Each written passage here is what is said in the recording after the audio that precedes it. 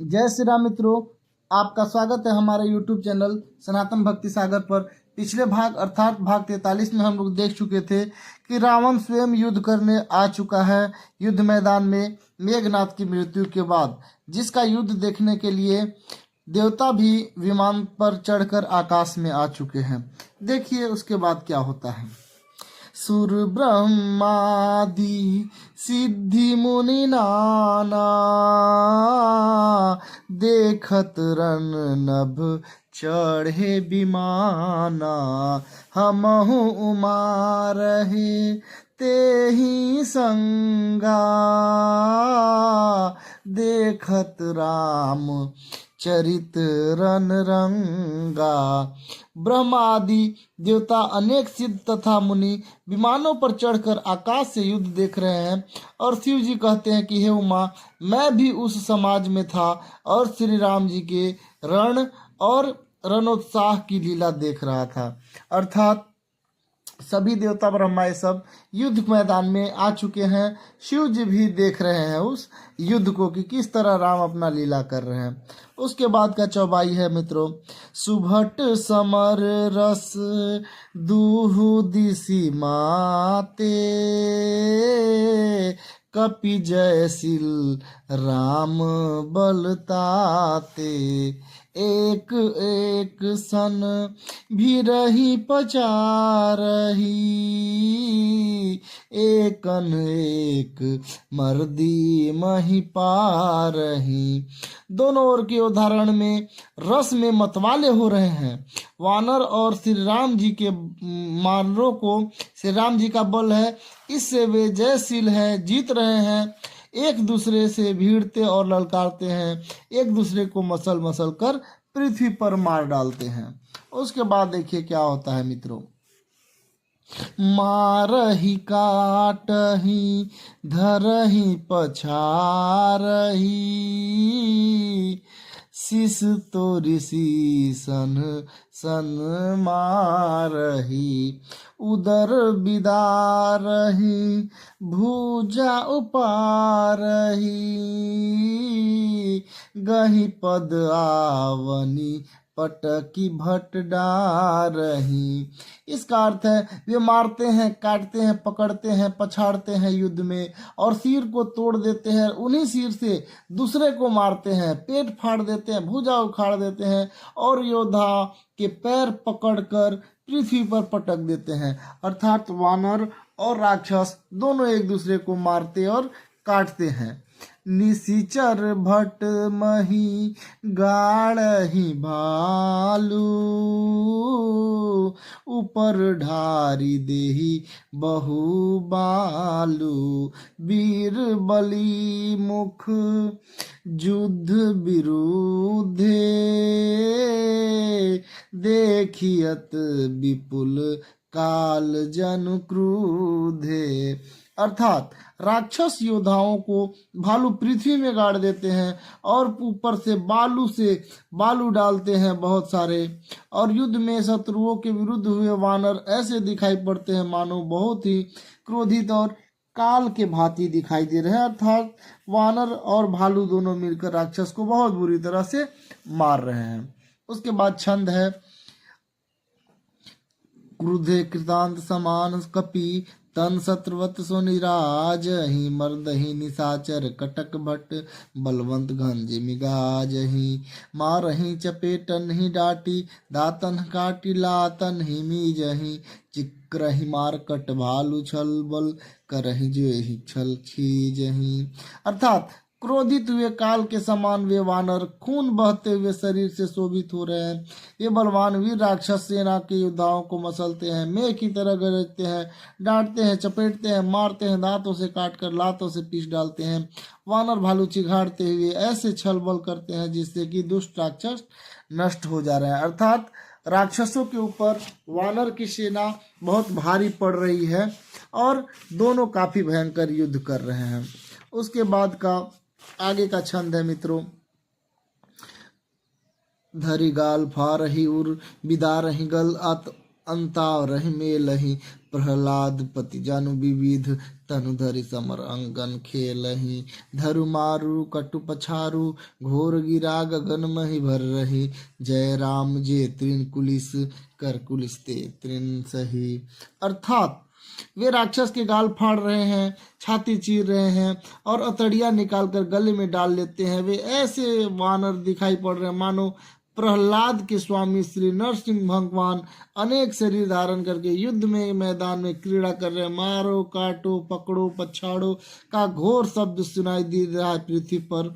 और श्री रामचंद्र जी की जय हो। सचमुच तृण और वज्र से तृण होकर निर्बल के सबल और निर्बल को बलवान कर देते हैं। अर्थात प्रभु श्री राम जी की कृपा से सभी वानर बिल्कुल नरसिंह के जैसे दिख रहे हैं। जिस तरह नरसिंह अवतार लेकर प्रभु भगवान विष्णु ने सीना फाड़ दिया था राक्षस हिरण्यकश्यप का, उसी तरह वानर पूरा एकदम लग रहे हैं कि उन्हीं का अवतार ले चुके हैं। उसके बाद का दोहा है, निज दल बिचल देखेसी, विष भुज 10 चाप, रथ चढ़ी चले दशानन, फिरहु करि दाप। अर्थात अपनी सेना को विचलित होते हुए देखा, तब 20 भुजाओं और 10 धनुष लेकर रावण रथ पर चढ़कर गर्व करके लौटो कहता हुआ चला।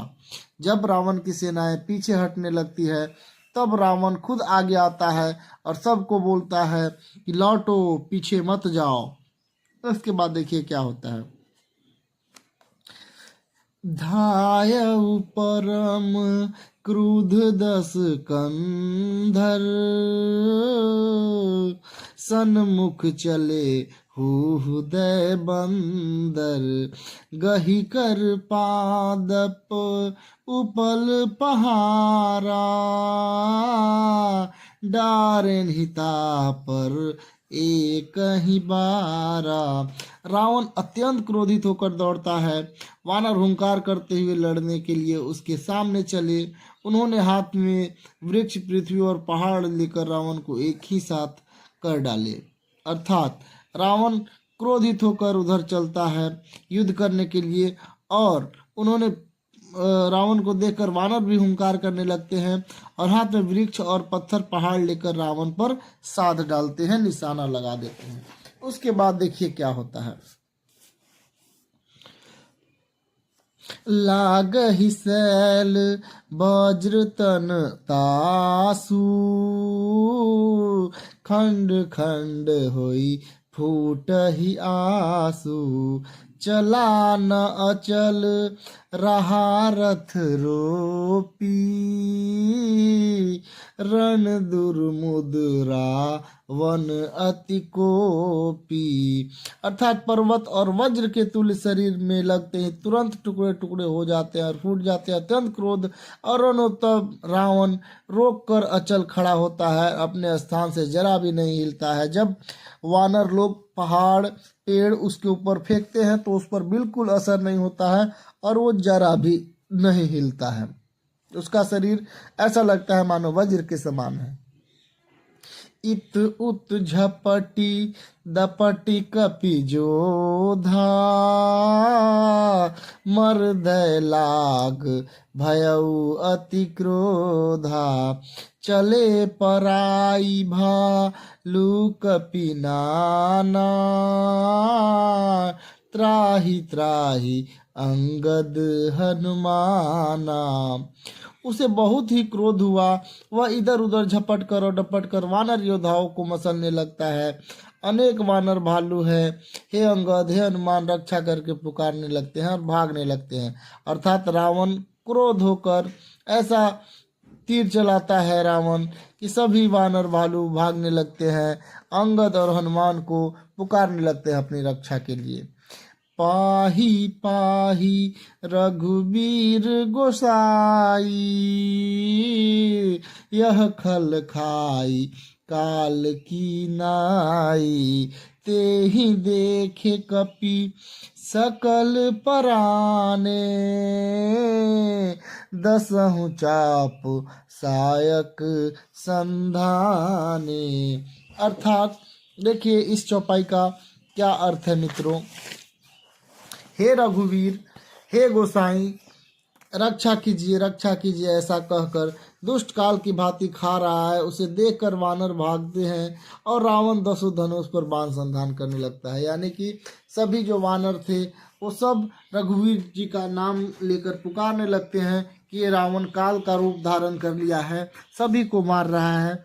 और ऐसा देखकर रावण का भी उत्साह बढ़ता है और वो धनुष और बाण का संधान करता है।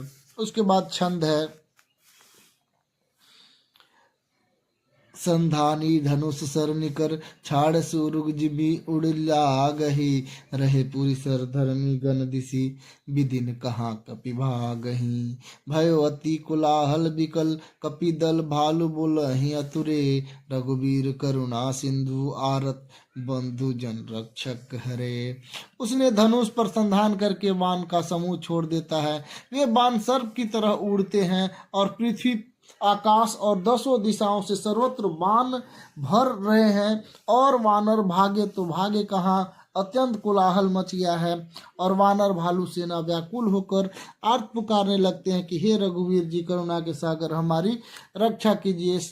और रावण का तीर से वानर अत्यंत व्याकुल हो जाते हैं और भागने लगते हैं प्रभु श्री राम का नाम लेकर, लेकिन उन्हें जगह भी कहीं नहीं मिलता है क्योंकि चारों तरफ से रावण ने तीर की झड़ी लगा दी थी।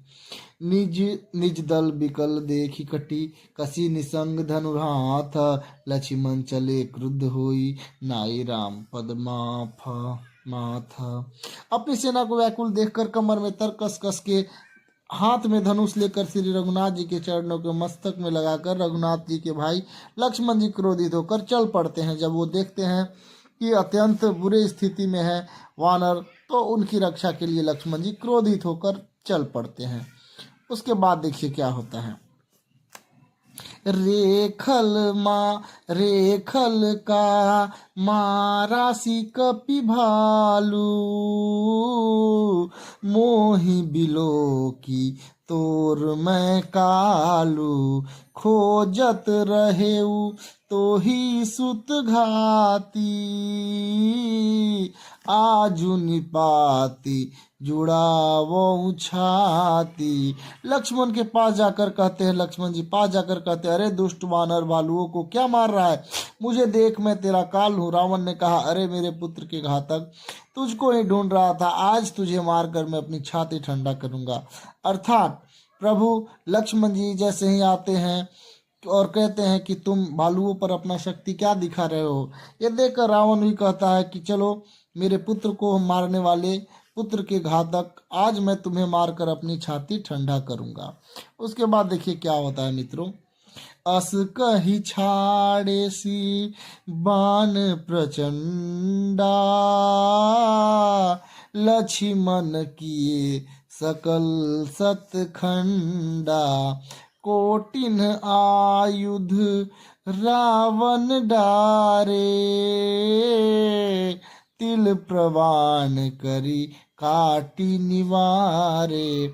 ऐसा कहकर उसने प्रचंड बाण छोड़े। लक्ष्मण जी सब के सैकड़ों टुकड़े कर डालते हैं।